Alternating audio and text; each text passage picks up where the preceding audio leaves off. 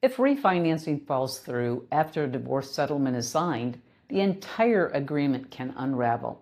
And in 2026, refinancing is harder than most people expect when they're negotiating who keeps the house. That's what we're covering today, why it's become such a risk, and what you can do about it before it becomes your problem. Refinancing sounds straightforward. One spouse keeps the home, they refinance into their name alone, the other spouse is released from the mortgage. But there are three things making that harder right now in the Phoenix and Scottsdale metro area. The first one is rates. Today's rates are significantly higher than what most couples locked in during 2020 and 2021.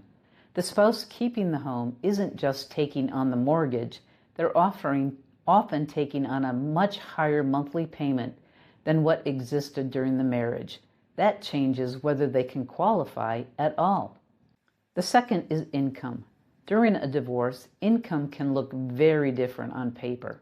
Spousal support and child support may or may not count, depending on the lender and how long those payments have been established.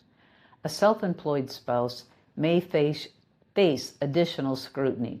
Someone returning to work after time out of the workforce may not have enough income history yet. The third is timing. Many settlements are structured around a refinance happening within a set window, 60, 90, or 120 days. And if the refinance doesn't close in time, it creates a default situation that puts both parties back at the table and sometimes back in court. If you're a homeowner planning to keep the house, talk to a lender before your settlement is finalized, not after. You need to know whether you can actually qualify before that becomes a binding obligation. And if you're an attorney, build contingencies into the agreement. What happens if the refinance doesn't close on time? That answer should be in the order, not discovered later.